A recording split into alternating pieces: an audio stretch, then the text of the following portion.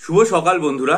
আজকের আনন্দবাজার পত্রিকার তৃতীয় পাতায় এই খবরটা দেখুন। এটা ঠিক খবর নয়, এটা একটা বিজ্ঞপ্তি বলা যেতে পারে। 3 নম্বর পাতায় এটা প্রকাশিত হয়েছে। ঠিক আছে, এটা হচ্ছে একটা আর্জেন্ট নোটিশ। কি বলা হচ্ছে, West Bengal university of animal and fisheries science, ঠিক আছে, সেখান থেকে মাস্টার ডিগ্রি প্রোগ্রাম 2024-25 ভর্তির জন্য অ্যাডমিশন টেস্ট নেওয়া হয়েছিল। আর্জেন্ট নোটিশে কি বলা হয়েছে আমি আপনাদের পড়ছি। The written test examination held on 20 March 2025 for MVSC admission is hereby declared as cancelled. For rescheduled examination date and other admission related details information ওয়েবসাইটে ভিজিট করতে বলে দেওয়া হয়েছে। কন্ট্রোলার অফ এক্সামিনেশনের তরফ থেকে এই আর্জেন্ট নোটিশটা আনন্দবাজার পত্রিকায় প্রকাশিত হয়েছে। অর্থাৎ দেখুন, আমরা কি জানি, আমরা জানি যে 12ই মার্চ আমাদের কলকাতা হাইকোর্টে ওবিসি সংক্রান্ত যে কেস রয়েছে সেটা নিয়ে হিয়ারিং হয়েছিল। 18ই মার্চ সুপ্রিম কোর্টে হিয়ারিং হয় এবং 3 মাসের জন্য সময় দেওয়া হয়।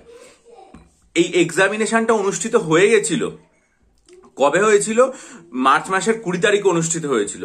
আজকে পরিষ্কারভাবে আনন্দবাজার পত্রিকায় কন্ট্রোলার অফ এক্সামিনেশনের তরফ থেকে একদম পুরো আর্জেন্ট নোটিশের মাধ্যমে জানিয়ে দেওয়া হলো যে এনিম্যাল অ্যান্ড ফিশারিজ সায়েন্সের ওয়েস্ট বেঙ্গল স্টেট ইউনিভার্সিটি যেটা আছে সেখানে ভর্তির জন্য যে অ্যাডমিশন টেস্ট যেটা হয়ে গেছে অলরেডি, সেটা ক্যান্সেল করে দেওয়া হলো।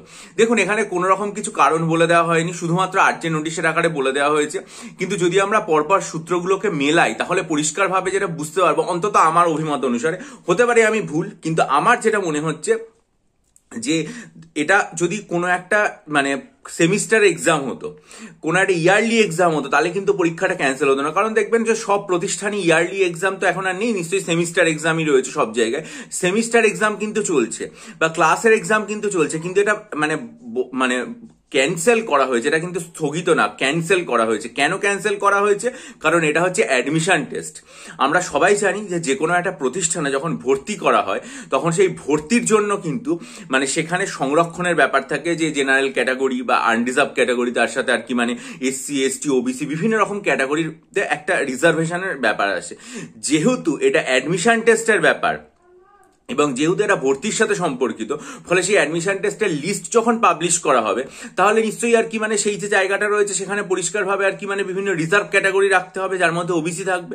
এবং সেটা যেহেতু 18 তারিখে হয়েছিল, এই 18 তারিখে যেহেতু 3 মাস ব্যাপারটা পিছিয়ে দেওয়া হয়েছে, তারপরেই পরীক্ষাটা নেওয়া হয়েছিল, তাই জন্য আমার যতদূর মনে হচ্ছে যেটা 12ই মার্চের যে কলকাতা হাইকোর্টের যে প্রভাব, তার প্রভাবে এটাকে আর কি পুরোপুরি ক্যান্সেল করে দিল। আমার শুধু একটাই জিনিস মনে হয় যে পরীক্ষার্থী যারা চাকরি প্রার্থী তাদের পরীক্ষাগুলোকে পিছিয়ে দিচ্ছে বোঝা গেল, কিন্তু এই যে অ্যাডমিশন টেস্টের মাধ্যমে, কারণ এরপরে তো উচ্চ মাধ্যমিক পরীক্ষা শেষ হচ্ছে, তারপরে বিভিন্ন কলেজে ভর্তির প্রক্রিয়া শুরু হবে বা বিভিন্ন রকম কলেজের যখন ফাইনাল ইয়ার শেষ হয়ে যাবে কিছুদিন পরে 6 সেমিস্টারের মাধ্যমে, তারপরে তো ইউনিভার্সিটিতে ভর্তির প্রক্রিয়া শুরু হবে। তাহলে সেক্ষেত্রে যে ভর্তির প্রক্রিয়া সেখানেও রিজার্ভেশনের ব্যাপার থাকে, তাহলে সেটা কিভাবে আটকিয়ে রাখবে, সেটা কিভাবে স্থগিত রাখা হবে, আমি এটা কিছুতেই বুঝতে পারছি না। এবং এই যে ভাবনা চিন্তা, তার মাঝখানে এই উদ্বেগজনক খবরটা দেখলাম যে একটা পরীক্ষা অ্যাডমিশন টেস্টের জন্য নেওয়া হয়ে গেছিল, কিন্তু সেই অ্যাডমিশন টেস্টের যেটাই পুরো ক্যান্সেল করে দিল। এই যে ওবিসি ব্যাপারটা সেটা যে মিটবে কবে, তার একটা আভাস আনন্দবাজার পত্রিকাতে দেওয়া হয়েছে। দেখুন, এটা আনন্দবাজার পত্রিকার 5ম পাতা, 18ই মার্চ নয়াদিল্লি থেকে খবর এসেছিল, একদম সেখানেই যার আমি আন্ডারলাইন করে রেখেছি। এখানে যেটা বলা হয়েছে সেটা হচ্ছে রাজ্য প্রশাসন সূত্রের মতে অন্তত আগামী বছর বিধানসভা নির্বাচনের আগে যাতে সংরক্ষণের সুবিধা থেকে যারা প্রার্থী ছিল তারা বঞ্চিত না হয়, তার জন্য ত্রুটিমুক্তভাবে ওবিসি সমীক্ষা করার সিদ্ধান্ত নেওয়া হয়েছে।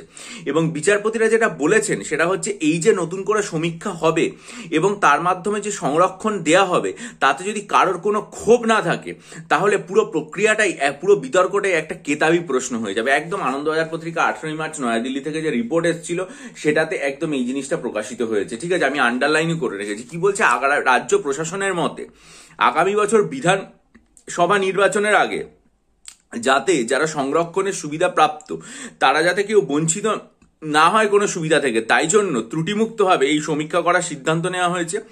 এবং বিচারপতি যেটা জানিয়েছেন সেটা হচ্ছে যে এই যে সমীক্ষা সেটা যদি নতুন করে করা হয় এবং সেই সংরক্ষণে যদি কারো ক্ষোভ না থাকে তাহলে গোটা বিতর্কটাই একটা কেতাই প্রশ্ন, সেটার আর বাস্তব কোনো ব্যাপার নেই, বইয়ের পাতায় সীমাবদ্ধ থাকবে, সেটা নিয়ে নতুন করে আর বাস্তবে কোনো প্রশ্ন উঠবে না। যা ব্যাপার ছিল যা সংরক্ষণ দেওয়া হবে তারপরে সমীক্ষার পরে সেটা চলবে। কিন্তু এখানে তার ভাবুন যে আমরা আশা করছি যে 3 সপ্তাহ 3 মাস 4 মাসের মধ্যে মিটে যাবে, সেটা মিটে গেলে তো ভালোই।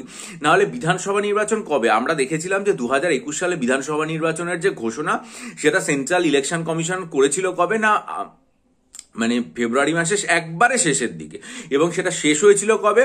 সেটা শেষ হয়েছিল মানে মে মাসের একদম শুরুতে, সম্ভবত 2রা মে রেজাল্ট বেরিয়েছিল।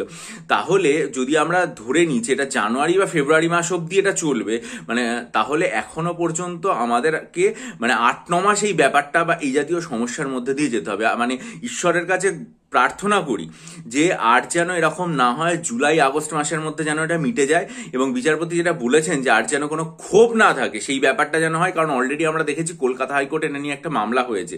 আর যেন কোনো রকম কোনো মামলা না হয়, যেটা হয়েছে সেটা যেন আগস্ট এবং সেপ্টেম্বর মাসের মধ্যে মিটে যায়, এটাই আর কি আমার তরফ থেকে সকলের কাছে প্রার্থনা। এই বলে আজকে ভিডিও শেষ করছি। লাইক করে দেবেন, মানে মতামত জানাবেন, এবং অবশ্যই চ্যানেলটা সাবস্ক্রাইব করে বেল আইকন প্রেস করবেন। ভালো থাকবেন।